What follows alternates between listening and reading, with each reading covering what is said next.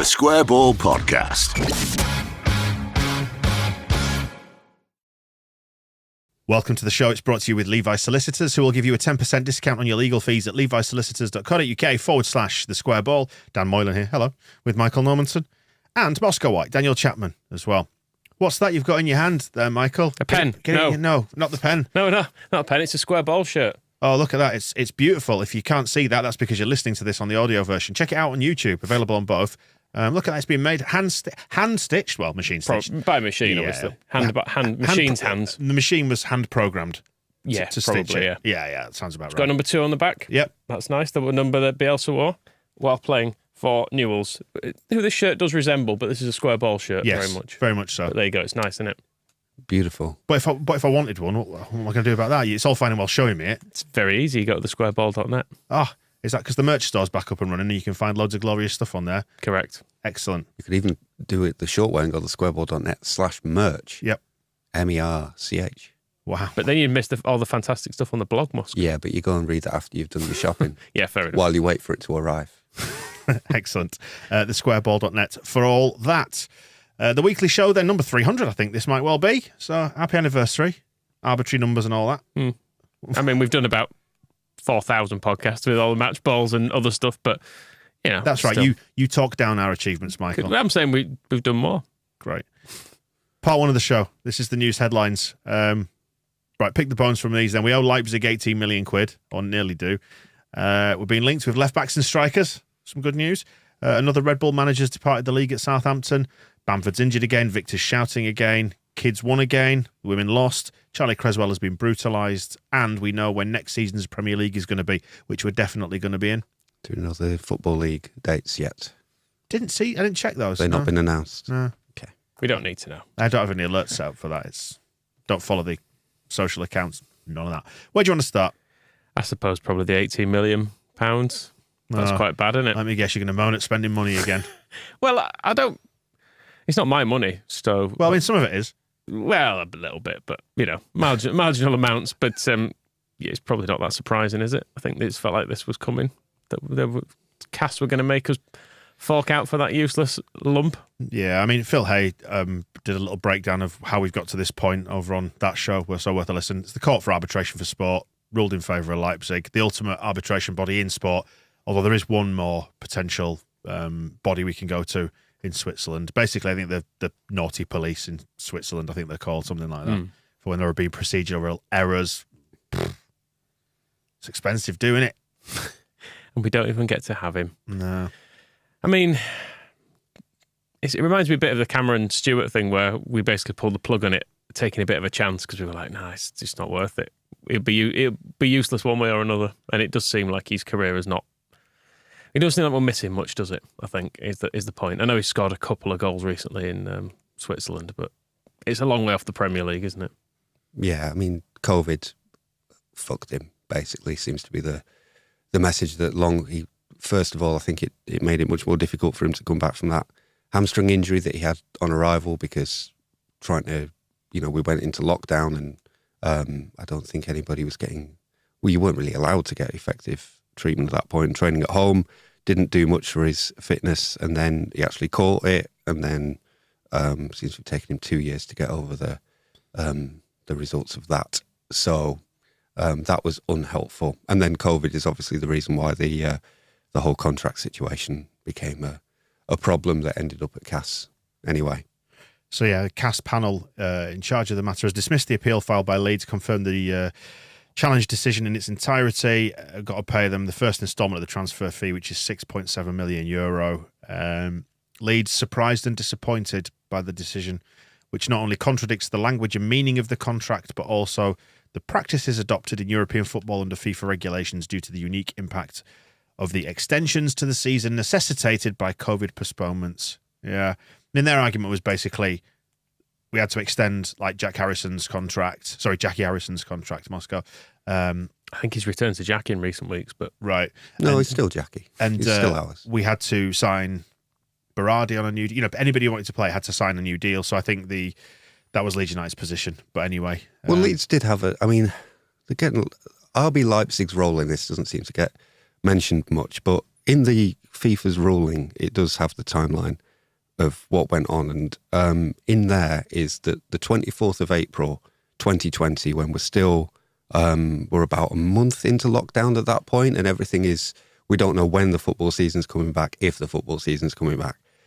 Leeds sent an email to Augustin's agent saying three things. That they would like permission from Leipzig to extend the loan in the event that the season goes beyond the 30th of June. And when the reply eventually came, 12th of June, so it took 6 weeks for Leipzig to get back on all this, and Leipzig said, yes, we need to do that. So they agreed that we needed to extend the loan beyond the 30th of June because of the extension of the season. We would also need to extend the deadline for the obligation to purchase the player to take us to the end of the season, whenever that may be. And in Leipzig's reply, they said, yes, we do need to do that because the current, I don't know why they would say that unless they felt that the contract that we had didn't deal with the extension to the season. So they agreed that we would need to extend the deadline. The third thing was, if possible, we would also like to ask for their consideration in changing the instalments due to the financial impact caused by the COVID-19 pandemic. If you remember, at that time, nobody knew whether the broadcast payments were going to be coming on time, whether we ended up having to pay part of the Premier League broadcast payments back, even though we were in the Championship. So all of that in April 2020 is a valid question to say we don't know what the cash flow is going to be. So when we pay you for this player needs to be discussed as well. And Leipzig said to that, no, they weren't having that. Nine. And Leeds' case is that because they wouldn't talk about changing the instalment plan, they couldn't talk about the rest of it because the instalments were going to be due. The first instalment was due on the 1st of September if we'd signed him on the 1st of July. And then the season started on, if I remember rightly, it was like a week later that the Premier League season started, and sort of getting the cash flow and the payments and the confirmation of when we were going to have this 7 million to sign him was something that was going to be difficult. However, by the 12th of June, when we did get the reply, I think by that point we'd seen the state of Jean-Kevin and Augustin coming out of lockdown and decided, let's try not to sign him. 9. No, I mean, yeah. he's So, saying the pre-COVID, the signs weren't good. He basically never managed to get off the running track at Thorpe Arch, did he? well, you went to you went to Sheffield because you were so excited to see him play and saw him. I was so disappointed. Michael, talk us through that. Yeah, I got there and I was like, he looks, because he looked. Didn't you pull a sickie at work? No, I was doing square ball, wasn't I? Were you at that Yeah, point? exactly. You pulled a sickie at work. Yeah, I went to watch it because I was still excited You're about not him. still at ITV at that point. I forgot the timeline. But then I got there and, you're trying to think the best of someone and you're watching him move and then you get the odd touch and you're sort of thinking, oh, shit. I was exactly the same. The badge, when we had the badge redesign, I wanted to think the best of him at that point, and I thought, okay, I see what they're trying to do. It's got the right colours on it. There are some good things. And then within about 5 minutes, I realised just how awful it was. What about Augustin? Yeah, he basically was really slow for a half and then limped off at half time. And it was... Well, he went down with a hamstring injury in the first half. I remember I was watching it from home, and that was the problems with him were that he hadn't been playing, and he didn't have the fitness, and he needed to get up to fitness, and then the hamstring was a setback, and then before he was cured of that, we all went into lockdown, so he never got the chance. But I think I can't go back. I keep reading all the sort of anger about this, and I can't go back to January 2020 and pretend anything other than I thought that this was an absolutely brilliant deal. And I would probably actually, if this came up again tomorrow and Leeds did exactly the same, I would say it's a brilliant deal, because the comments from Marcelo Bielsa that summed him up at the time said that this player, with his skills and his ability, he is a 30-40 million pound player. All he has to do is start playing and showing that. And we did a deal in the second division where we got him on loan for a season, and only if we went up, we would pay £18 million for a £40 million player. And there's a lot of heat at the moment going like, oh, why did we tie ourselves into that obligation? We should dream that we'd had that obligation for Ben White.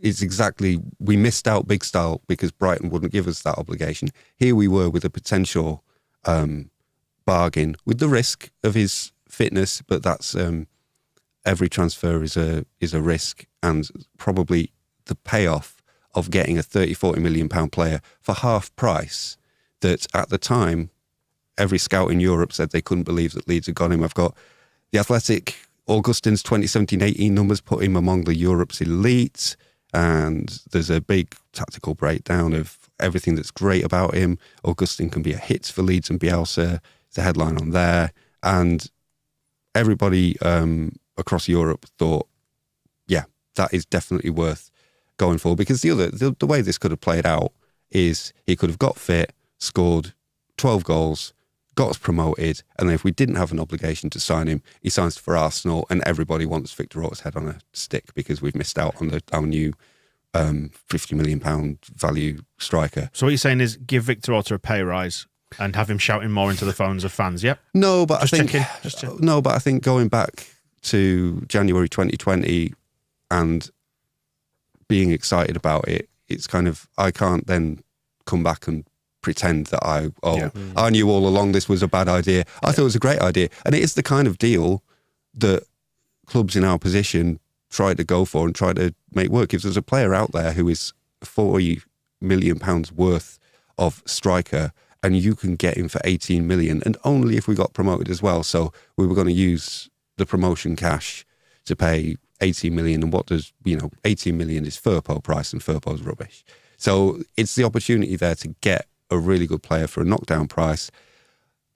And then who knows how things would have turned out if COVID hadn't happened, if his hamstring hadn't pinged. But what can you do to mitigate against those things? I suppose the thing would be, if we're saying he was potentially a £40 million player, if he was that, why did Leipzig not just want to have him? Because they very clearly wanted to move him out at that stage, and he'd already been to Monaco that season and failed there, hadn't he? So I guess there's a bit of maybe, which is I guess where due diligence could be a problem on our part, is that if Leipzig have essentially sold us a car when they know the engine's fucked, and they're like, "We'll just get it through." But it's buyer beware, isn't it? The other side to that is the extension of what you just said there is not only why didn't they want him, but why were they trying to get rid of him as well?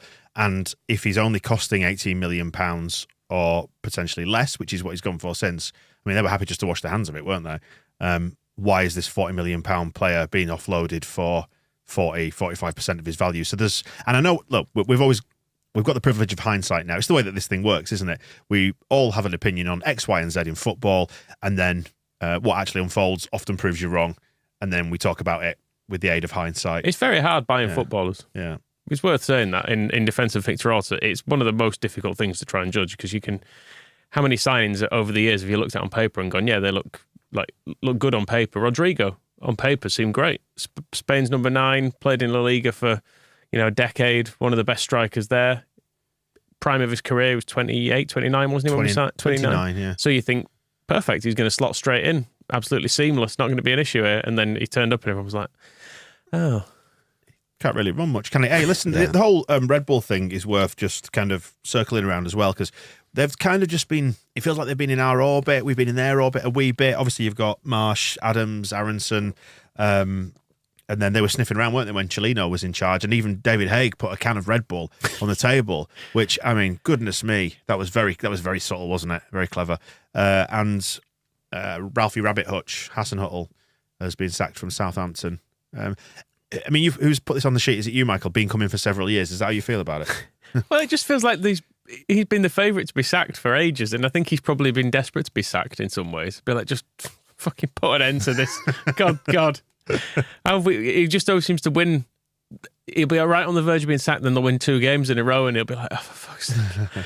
Just let me go home. Got to put my tartan waistcoat on again for another week. But yeah, I'm kind of pleased in a way that they seem to be getting Nathan Jones, because it seems like quite a risk, and I just want some other teams to go down this season. You look at me again. We talk about the privilege of hindsight, but you look at that and you think that's a manager who is likely to take them down on balance of probability. Yeah, I mean, Nathan Jones had if you remember at Stoke after they beat Leeds, he put a big photograph of his own celebration in the corridor at Stoke that you used to look at himself and go, oh yeah, aren't I great? That's not a good trait, I don't think. And then he had to go scuttling back to Luton because it all went wrong. And you do get some coach. The big question about Nathan Jones has he been gone too long? Is whether he can do it anywhere other than Luton.